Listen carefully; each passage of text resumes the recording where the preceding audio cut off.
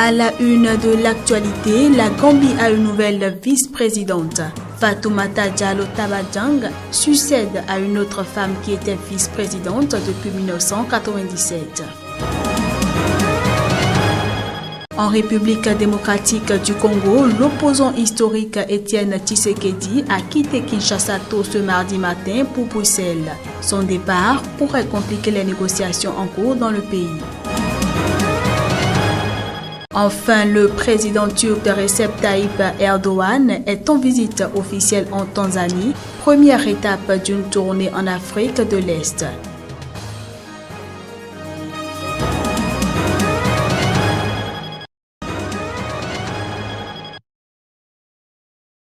En Gambie, une ex-ministre de Yaya Jammeh a été nommée vice-présidente par le nouveau président Adama Barrow. Militante des droits de l'homme, Fatoumata Jallow Tabajang a été ministre de la Santé durant la présidence de Yaya Jammeh. Elle est l'une des responsables de la coalition ayant soutenu la candidature d'Adama Barrow, élu au scrutin présidentiel du 1er décembre dernier. Fatoumata Jallow Tabajang succède à une autre femme, Issatoun Ndiaye Saidi, qui était vice-présidente depuis 1997. Lors d'une conférence de presse, Halifa Sallah, le porte-parole d'Adama Barrow, a déclaré que sa nomination a pour motivation la place à accorder aux femmes en politique, mais aussi ses compétences.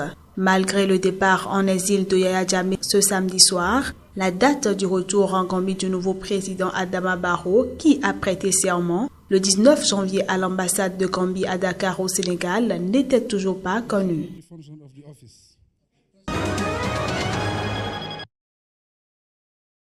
Je voudrais saluer l'action de la CEDEAO dans cette crise gambienne. Tout au long, c'est effectivement un modèle de cohésion d'une organisation sous-régionale. La CEDEAO a joué un rôle éminent, y compris le fait que, heureusement, le déploiement a servi comme élément dissuasif, incontestablement. Le déploiement militaire de la CEDEAO a eu un élément dissuasif qui a amené le président Jammeh à accepter de partir. La négociation qui a suivi également a facilité le processus. Et on est arrivé, fort heureusement, il n'y a pas eu de sang versé. Parce que, vous savez, lorsque le canon tonne, il y a toujours beaucoup de dégâts collatéraux. Étienne Tshisekedi va de nouveau devoir s'éloigner de son pays et de ses partisans. L'opposant congolais âgé de 84 ans doit quitter Kinshasa pour effectuer un check-up médical en Belgique. Cette absence, en principe, ne remet pas en cause l'application de l'accord politique du 31 décembre. La majorité de la classe politique congolaise s'était mise d'accord pour co-gérer le pouvoir après le report de l'élection présidentielle initialement prévue pour décembre 2016. En tant que chef du rassemblement de l'opposition, principale plateforme d'opposition, Étienne Tshisekedi devait présider un conseil national de suivi chargé de s'assurer de l'avancement régulier des préparatifs de l'élection d'ici à la fin de 2017. Son départ menace de prolonger encore les discussions préalables à la mise en place de l'accord qui dure depuis déjà 3 semaines. Mais son entourage politique assure que l'application de l'accord peut commencer sans lui et qu'un membre de son cabinet pourrait assurer l'intérim. Le leader historique de l'opposition congolaise avait déjà passé 2 ans en exil médical entre 2014 et 2016.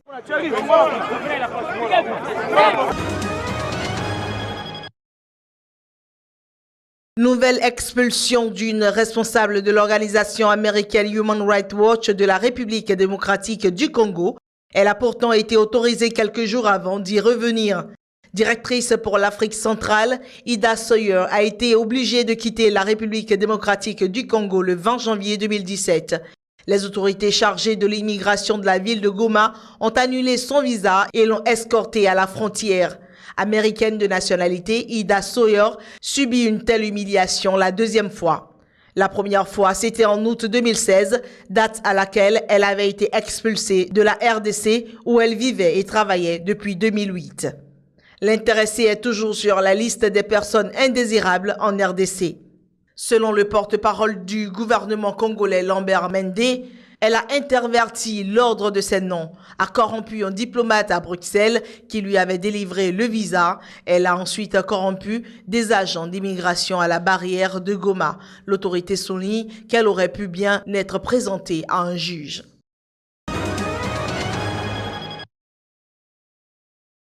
Le président turc a commencé ce lundi sa tournée en Afrique de l'Est par la Tanzanie. Pour Recep Tayyip Erdogan, qui se rendra ensuite au Mozambique et à Madagascar, la priorité lors de cette tournée sera de chercher des soutiens pour dénoncer les activités du prédicateur Fethullah Gülen qu'il accuse d'avoir ourdi le putsch manqué en juillet dernier. En effet, pendant sa tournée qui se déroulera du 22 au 26 janvier, Erdogan a indiqué qu'il évoquera avec ses homologues ses attentes en ce qui concerne la lutte contre FETÖ. Dans la terminologie des autorités turques, l'acronyme FETÖ, pour Organisation terroriste des partisans de Fethullah, désigne le mouvement du prédicateur à la tête d'un vaste réseau d'écoles, d'entreprises et d'ONG, notamment dans des pays africains. La question de la construction d'un chemin de fer d'un coût de 7,6 millions de dollars sera également évoquée au cours de cette visite.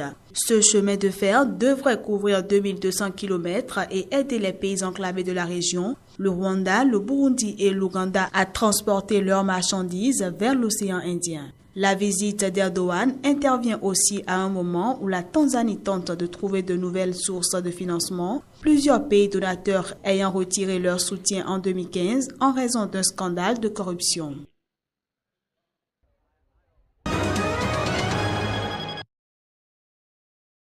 François Hollande, du retour du Chili, est à présent en plein dans sa visite en Colombie. Calendrier chargé, il a commencé par un entretien avec deux des principaux négociateurs de l'accord de paix entre le gouvernement et les FARC. Ce n'est qu'ensuite qu'il a été reçu par le président Juan Manuel Santos, un entretien bilatéral qui s'est soldé par une cérémonie de signature d'accord. Le président français François Hollande a salué à Bogota le processus de paix en Colombie, qu'il a qualifié d'exemple pour le monde. Si je viens ici aujourd'hui en Colombie, c'est d'abord pour saluer le courage et la détermination du président Santos, qui a voulu qu'il y ait la paix, qui a pris tous les risques, car il en faut du courage pour vaincre les peurs, les appréhensions dans un processus comme celui-là. Ce qui se produit ici en Colombie est considérable, parce que c'est l'un des plus vieux conflits du monde qui trouve sa solution. Notre amitié est forte et sincère. De plus, en Colombie, nous avons toujours considéré la France comme une référence culturelle. Je souhaite la bienvenue à l'année Colombie-France et faites place à la musique. Les deux présidents sont attendus dans la région de Cali pour inspecter un mécanisme de suivi de l'accord de paix entre le gouvernement et les FARC sous l'égide des Nations Unies.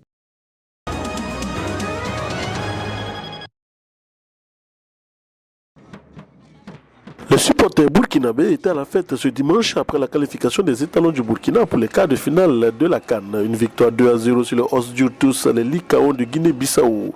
Préjus Nakoulma à la 10e minute ouvre le score avant que Bertrand Traoré ne scelle définitivement le sort des Bissau-Guinéens 2-0. Un succès qui qualifie le Burkina Faso pour les quarts de finale de la CAN avec à la clé la première place du groupe A devant le Cameroun. C'est quelque chose qui fait plaisir parce qu'on attendait ça depuis longtemps.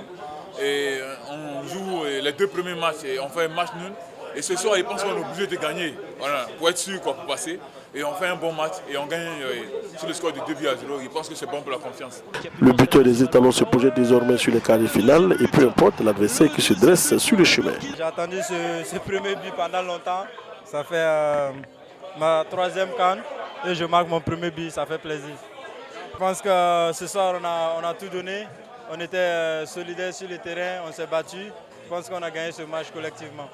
À l'issue donc de cette troisième journée de la poule A, le verdict est donc tombé. Le Burkina Faso, avec cette victoire, totalise 5 points plus 2 et devance le Cameroun 5 points plus 1, puisque les Lions indomptables ont été accrochés par le Gabon 0-0 lors de cette troisième journée. Les deux équipes qualifiées pour les quarts de finale sont donc le Burkina Faso et le Cameroun. Et ces quarts de finale débutent samedi prochain.